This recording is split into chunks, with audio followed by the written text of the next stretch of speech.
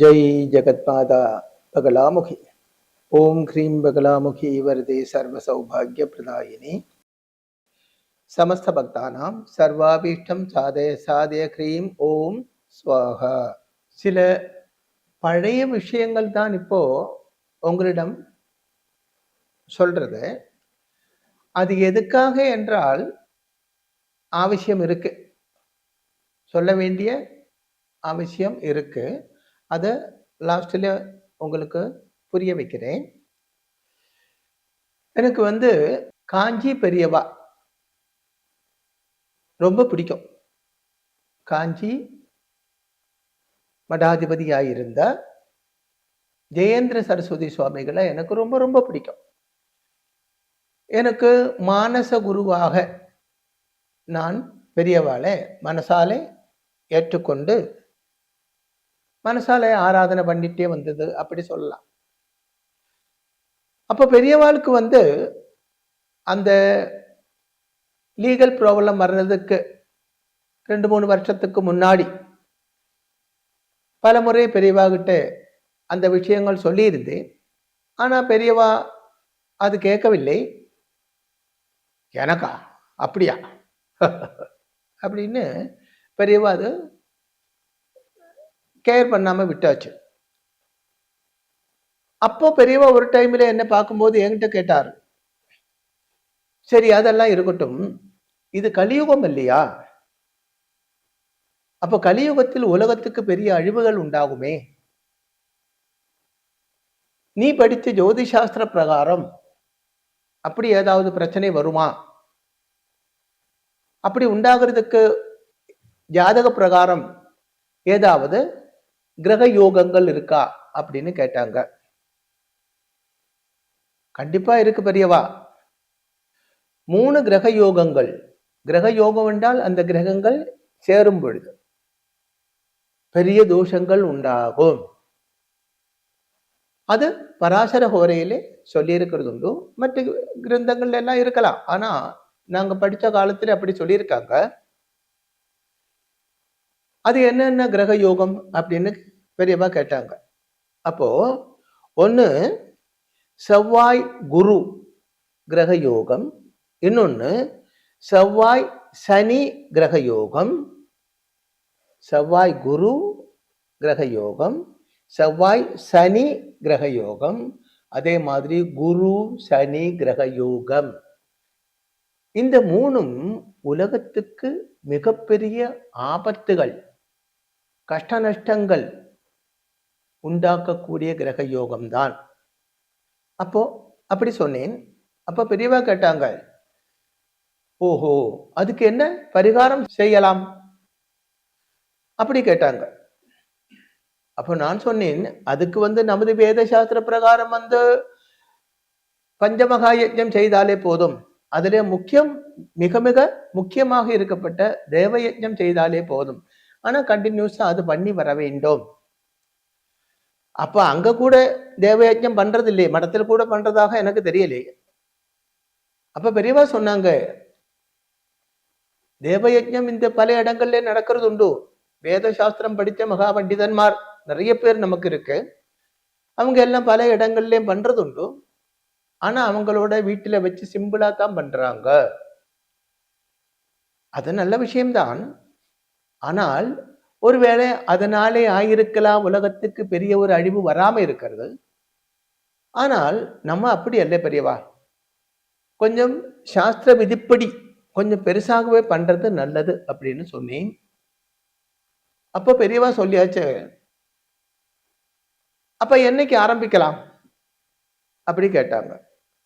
நான் சொன்னேன், நல்ல காரியத்துக்கு காலம் தள்ளி போட வேண்டாம்னு சொல்லுவாங்க இல்லையா, அதனால சீக்கிரம் ஆரம்பிக்கிறது நல்லதுதான். வேற ஒரு விஷயம், அகண்ட நாம ஜபம் அதுவும் நல்லதுதான் அப்படி சொன்னேன். அப்ப அகண்ட நாம ஜபம் வேணும்னா பண்ணிக்கோ. ஆனா வேத சாஸ்திரங்கள்லயே அகண்ட நாம ஜபம் பண்ணணும் அப்படி சொன்னது கிடையாது இல்லையா. அதிலே பஞ்சமகா யஜ்ஞம் சொல்லியிருக்காங்க. பஞ்சமகா யஜ்ஞத்திலே ரொம்ப முக்கியமானது தேவ யஜ்ஞம். நமக்கு அதை செய்யலாம். ஆனா அதுக்கு ஆரம்பம் சோம யாகத்துடன் ஆரம்பிக்கலாம் அப்படின்னு பெரியவா சொன்னாங்க. அப்ப அதுக்கு முன்னே சில பெரிய பெரிய விஐபிஸ் எல்லாம் இதை பற்றி அவரோட ஜாதகங்கள் பார்க்கும் பொழுது டிஸ்கஸ் பண்ணி இருந்தது. ஆனா யாரும் அதுக்கு முன்னுக்கு வரவில்லை. அப்போ நான் பெரியவா கிட்ட சொன்னேன், பெரியவா அது ரொம்ப பெரிய செலவாகிற விஷயம். அது மட்டுமல்ல, அது சோமயாகம்னு சொன்னா ரொம்ப பெரிய விஷயம். அந்த ஒரு யாகம் நடத்துற அளவுக்கு அறிவு எனக்கு ஞானம் எனக்கு கிடையாது. சிம்பிளா பண்ணலாம். அப்ப அதுக்கு இங்கே வேத சாஸ்திரங்கள் படிச்ச ஆளுகள் இருக்காங்க இல்லையா, அவங்கள வச்சு பண்ணலாமே அப்படின்னு சொன்னேன். இப்ப பெரியவா சொன்னாங்க, வேத சாஸ்திர பண்டிதன்மார் தமிழ்நாட்டில் நிறைய இருக்கு. மடத்தோடு சேர்ந்தவங்களும் நிறைய இருக்காங்க. ஆனா எனக்கு தெரிஞ்சு, எனக்கு இல்லையே பெரியவா சொல்றாங்க, எனக்கு தெரிஞ்சு வேத சாஸ்திர பிரகாரம் உள்ள ஒரு யாகம் எங்கேயும் நடந்ததாக எனக்கு தெரியவில்லை. சோம யாகம் இதே மாதிரி உள்ள யாகங்கள் எங்கேயும் நடந்ததாக எனக்கு தெரியவில்லை. அக்னிஹோத்திர யாகம் இந்திராதி தேவன்மாரோட பிரீதிக்காக பண்ணப்பட்டதுதான். தேவன்மாரோட பிரீதிக்காக பண்ணப்பட்டதுதான். லோக லட்சகன்மாராகிய தேவன்மார் இந்திரன், அக்னி, வருணன், வாயு, சோமன், குபேரன், ஈசானன், அனந்தன், சோமன், இவங்க லோக ரட்சகன்மாராகிய தேவன்மார். அவருக்காக இந்திராக்னி யம நித்யதி வருண வாயு சோம குபேர ஈசான அனந்தன் இவருக்காக மட்டுமல்ல, சொர்க்கலோகத்தில் உள்ள சகல தேவன்மார்க்கும் பிரீதி உண்டாக வேண்டும். அதுக்காகத்தான் சோம யாகம் பண்ணப்பட்டது. அதுக்கு ஏற்பாடு பண்ணு. அப்ப அதுக்கு நிறைய செலவாகும் என்று சொல்லும் பொழுது நமக்கு சல்கர்மம் செய்யறதுக்கு ஹெல்ப் பண்ணக்கூடிய நிறைய ஆளுகள் இருக்கு. நம்ம அவரிடம் ஹெல்ப் கேட்போம். இது அல்லாமல் அன்னைக்கு ஏதோ பேர் சொன்னாங்க, அது பேர் எனக்கு ஞாபகம் இல்லை. பாம்பே இல்லை உள்ள யாரோ ஒரு ஆள் ரொம்ப சாத்திகன், ரொம்ப இந்த மாதிரி விஷயங்களுக்கு நிறைய என்னமோ ஒரு வார்த்தை சொன்னாங்க, கைகரியம் சூப்பரா பண்ணுவாங்க. அதனால பினான்சியலி உன்னால முடிஞ்சது நீ பார்த்துக்கோ, மற்றதெல்லாம் நான் பார்த்துடுறேன் அப்படி பெரியவா சொல்லியாச்சு. அப்போ உடனே ஒரு ப்ரோஷர் ரெடி பண்ணணும் அப்படி சொல்லி ஒரு ப்ரோஷர் ரெடி பண்ணியாச்சு. அந்த ப்ரோஷர் தான் இது. அதாவது 2004 லாஸ்ட்ல தான் இந்த ப்ரோஷர் ரெடி பண்ணது. 2005 தான் இந்த யாகம் பண்றதுக்கு ஏற்பாடு பண்ணியிருந்தது. 2005 பிப்ரவரி மாசம் 13 வசந்த பஞ்சமி அன்னைக்கு தான் யாகம் நடக்கணும். அதுக்காக கேரளாவில் போயிட்டு இந்த யாகம் பண்ணப்பட்ட பெரிய ஆளுகள் இருக்காங்க, சாஸ்திரம் தெரிஞ்ச மகா பண்டிதன்மார் இருக்காங்க. அவங்க இதே மாதிரி யாகம் பண்ணப்பட்டதுதான், யாகங்கள் பண்ணப்பட்ட ஆளுகள் தான். அவங்கள போய் பார்த்து அவளுக்கு ஒரு தட்சணை எல்லாம் கொடுத்து, அதுக்கு ஆச்சாரிய வரணம் அப்படி சொல்லுவாங்க. நீங்க தான் இது பண்ணி தரணும் அப்படி. ஆச்சாரிய வரணம் எல்லாம் அதுக்கும் கொஞ்சம் செலவாயிடுச்சு, அதெல்லாம் பண்ணியாச்சு. ஆனா யாருக்கிட்டே நம்ம அது வரைக்கும் டொனேஷன் வாங்க ஆரம்பிக்கல. இந்த ஆச்சாரிய வர்ணத்துக்கு உள்ள காசெல்லாம் பெரியவா தான் கொடுத்தாங்க. நான் சொன்னேன், நான் கொடுக்குறேன் பெரியவா, வேண்டாம் அப்படி சொல்லி பெரியவா பணம் கொடுத்தாச்சு. அது கொடுத்து ஆச்சாரிய வர்ணம் எல்லாம் பண்ணியாச்சு. அப்போ பெரியவா என்ன சொன்னாங்கன்னா, நமக்கு ஜெயலலிதா அம்மையார் எஜமானன், சென்ட்ரல்ல இருந்து யாரையாவது பார்ப்போம், இல்லை என்றால் ஜெயலலிதா அம்மையார் எஜமானன் அப்படி நமக்கு யாகம் பண்ணலாம், கம்பீரமாகவே பண்ணணும் அப்படி எல்லாம் சொல்லி எல்லாம் ஏற்பாடும் பண்ணியாச்சு. ஆனா யாருக்கிட்டையும் டொனேஷன் வாங்க ஆரம்பிக்கலை. அதுக்கு என்ன காரணம் என்றால், இடையிலே பிரச்சனை வச்சு பார்க்கும்போது யாகம் நடக்காது என்று வருது பிரச்சனத்துல. அப்ப நான் பெரியவா கிட்ட போய் சொன்னேன், பெரியவா யாகத்துக்கு தடங்கள் வர்ற மாதிரி இருக்கு, பிரச்சனைப்படி யாகம் நடக்காது அப்படின்னு வருது. இப்ப பெரியவா சொன்னாங்க, நம்ம சாஸ்திரியமாக இது பண்றதுனால தடங்கள் நிறைய வரும். அசுரன்மார் இது நடக்க விடாமல் தடுக்கும். ஏதாவது ஒண்ணு பண்றதா இருந்தா அசுரன்மார் ஒண்ணும் பண்ண மாட்டாங்க. ஆனால் சாஸ்திரியமா பண்ணும்போது அந்த யாகம் நடக்க விடாமல் தடுக்கும். எப்பவும் அசுரன்மாரும் ராட்சசன்மாரும் யஜ்ஞத்தை தடுக்கப்பட்டவர் தான். அதனால அதொன்னும் பயப்பட வேண்டாம், தைரியமா முன்னுக்கு போ அப்படி சொன்னாங்க. அதுக்கு ஒரு கமிட்டி எல்லாம் ஃபார்ம் பண்ணியாச்சு. இது அன்னைக்குள்ள ப்ரோஷர், அன்னைக்கு ரெடி பண்ணப்பட்ட ப்ரோஷர் தான் இது. அதுல பெரிய பெரிய மடங்கள், சகடபுரம் மடம், காஞ்சி மடம், சிருங்கேரி மடம், இதே மாதிரி பெரிய பெரிய மடங்கள்ல இருந்தெல்லாம் அந்த வாழ்த்து மடல் எல்லாம் கொடுத்தாங்க. வாழ்த்து மடல் அப்படின்னு தெரியும் இல்லையா, அதுக்கு ஸ்ரீமுகம் அப்படி சொல்லுவாங்க இந்த யாகத்துக்கு. அப்படி எல்லாம் கொடுத்தாங்க. அப்படி உள்ளதுதான் இதெல்லாம். அப்படியெல்லாம் இந்த புரோஷர் எல்லாம் அடிச்சு எல்லா ஏற்பாடும் பண்ணியாச்சு. எனக்கு என்னுடைய இந்த ஜோதிஷத்திலேயும் பிரசனத்திலேயும் ரொம்ப நம்பிக்கை தான். பகவான் முன்னே என்கிட்ட பேசுற மாதிரி தான். பெரியவாளுக்கு ஒரு ப்ராப்ளம் வரும்னு சொல்லும்போது அதே பெரியவா நம்பலை. அப்ப பின்ன பிரசனப்படி இப்படின்னு சொன்னா நம்புவாங்களா? பெரியவா நம்பலை. நீ தைரியமா முன்னுக்கு போ, ஒன்னும் பிரச்சனை இல்லை, சூப்பரா எல்லாம் நடக்கும் அப்படின்னு பெரியவா சொன்னாங்க. அப்படி சந்தோஷமா அதுக்குள்ள ஏற்பாடுகள் எல்லாம் பண்ணிட்டு இருக்கும் போதுதான், அதாவது 2005 பிப்ரவரி மாசம் 13ஆம் தேதி தான் யாகம் நடத்தணும் அப்படின்னு ஏற்பாடு பண்ணி இருந்தது. அப்ப அதுக்கு முன்னே அதுக்குள்ள ஏற்பாடுகள் எல்லாம் பண்ணணும். யாகத்துக்கு ஒரு கமிட்டி ஃபார்ம் பண்ணியாச்சு, யாக ரட்சகன் யாரு, இந்த மாதிரி விஷயங்கள் எல்லாம் ஃபார்ம் பண்ணி முன்னுக்கு போயிட்டு இருக்கும்போதுதான் 2004 நவம்பர் மாசம் 11ஆம் தேதி பெரியவா அரெஸ்ட் ஆயிடுச்சு. அப்ப என்னாச்சு, யாகம் நடக்காம போச்சு. அப்போ பெரியவா அரெஸ்ட் ஆனதோடு கூடி மனசு ஒரு மாதிரி ஆயிப்போச்சு. பின்ன அந்த யாகம் நடத்துறதுக்கு அதுக்கு முன்னுக்கு போகக்கூடிய ஒரு இன்ட்ரெஸ்ட் வரவில்லை. அப்போ அந்த யாகம் நடத்துறோம் பெரியவா சொல்றதுக்கு என்ன காரணம் என்றால், பெரியவா கேட்டாங்க, அப்ப ஏற்கனவே சொல்லி இருக்கிறது இல்லையா, செவ்வாய் குரு சனி, செவ்வாய் குரு, செவ்வாய் சனி, குரு சனி, இந்த கிரக யோகங்கள் வரும் அப்படி சொல்லி இருந்தது இல்லையா.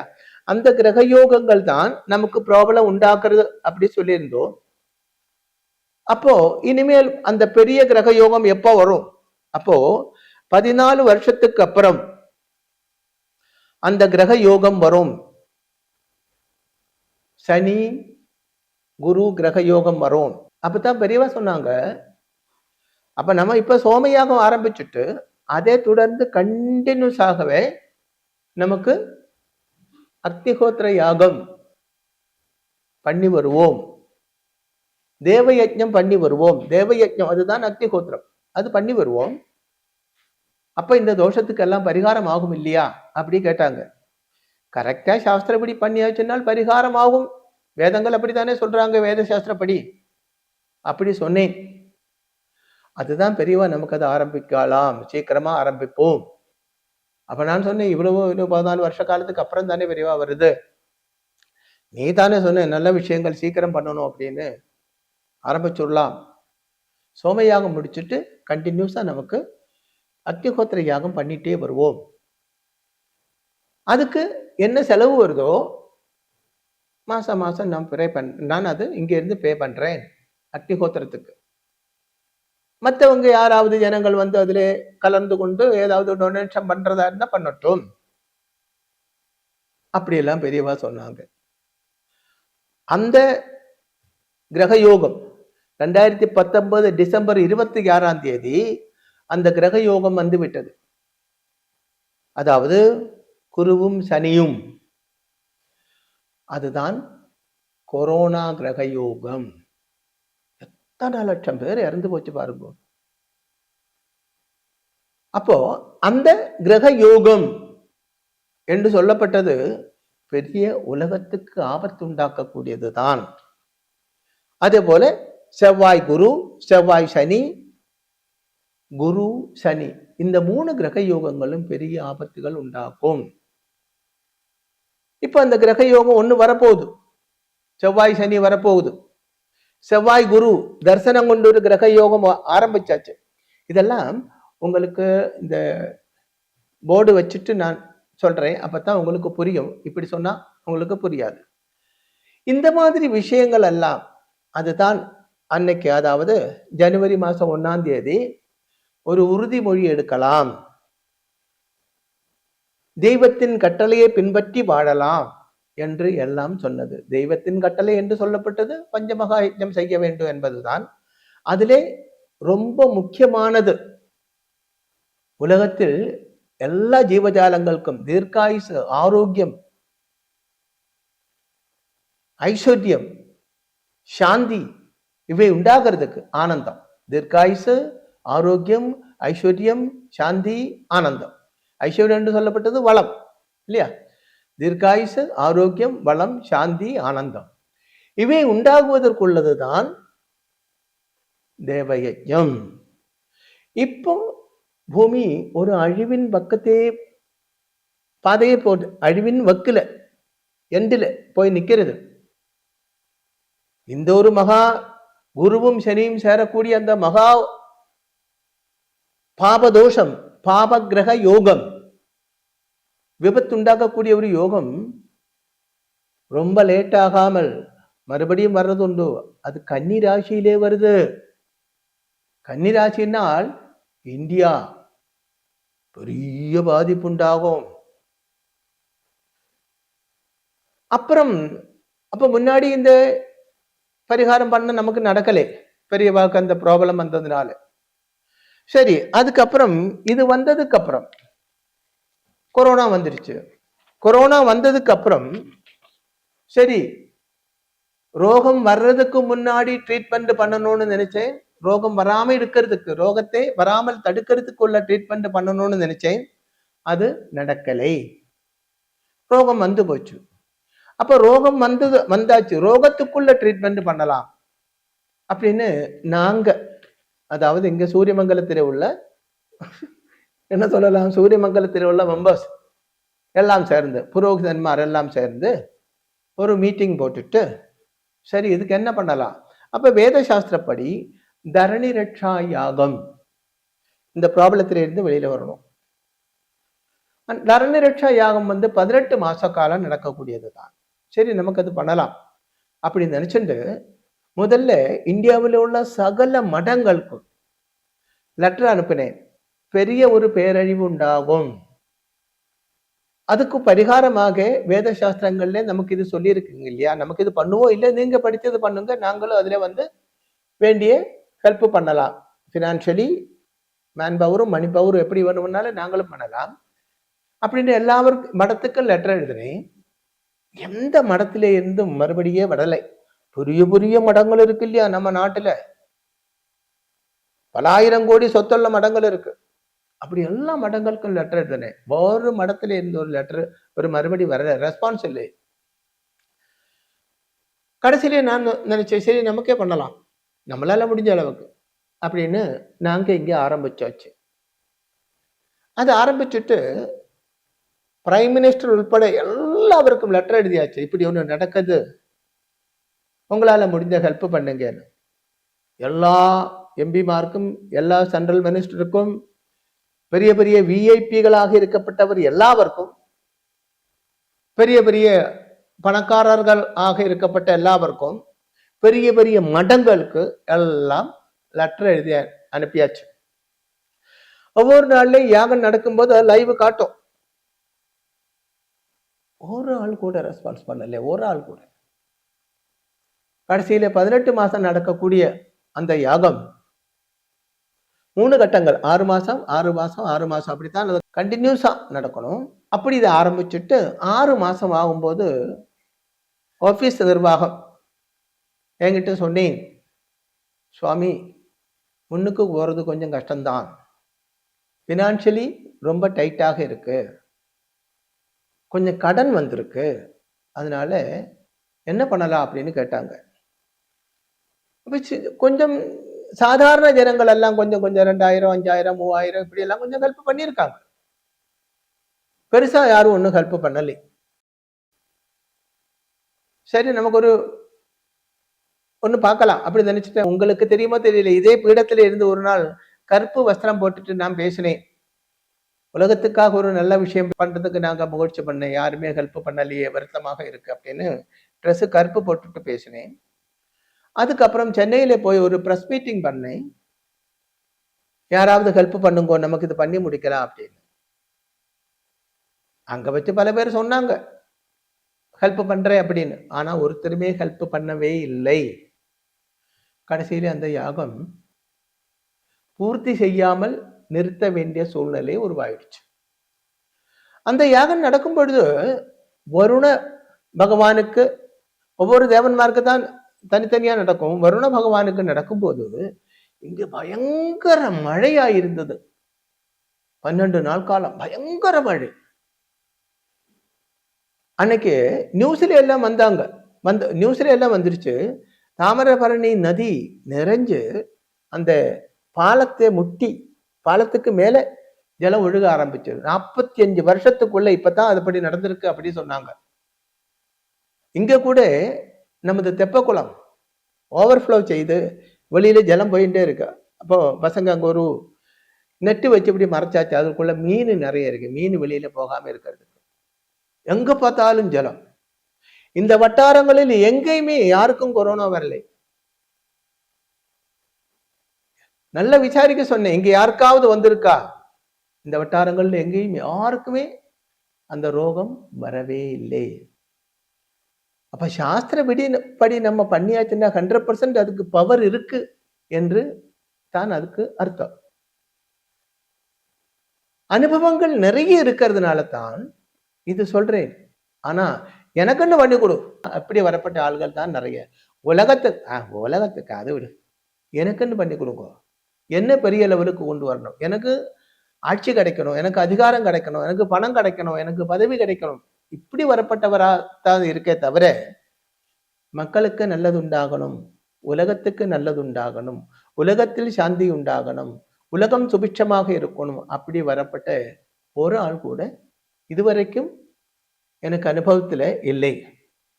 பராசக்தியாகிய பகலாமுகி அம்மை நான் கிரகத்தால் உங்களுக்கும் உங்கள் குடும்பத்துக்கும் உலகில் உள்ள அனைத்து ஜீவராசிகளுக்கும் வாழ்க்கையில் தீர்க்காயுசும் ஆரோக்கியமும் வளமும் சாந்தியும் ஆனந்தமும் உண்டாகட்டும் என்று ஆசீர்வாதம் செய்கிறேன். ஸ்ரீ சூரியமங்கலம் அத்வைத வேத வித்யா பீடத்தில் தாந்திரீக பூஜைகளில் சிறந்து விளங்கும் பல ஆச்சாரியர்களால் அமாவாசை மற்றும் பௌர்ணமி நாளன்று சிறப்பு யாகங்கள் நடைபெறுகின்றன.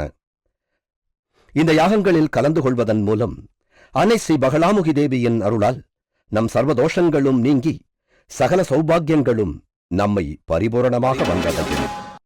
ஸ்ரீ சூரியமங்கலம் அத்வைத வேத வித்யா பீடம் ஜோதிடம், பிரசன்னம், வாஸ்து, தாந்திரீக பூஜைகள் மற்றும் வேத யாகங்கள் செய்திட தொடர்புக்கு 7305442299 7305442299.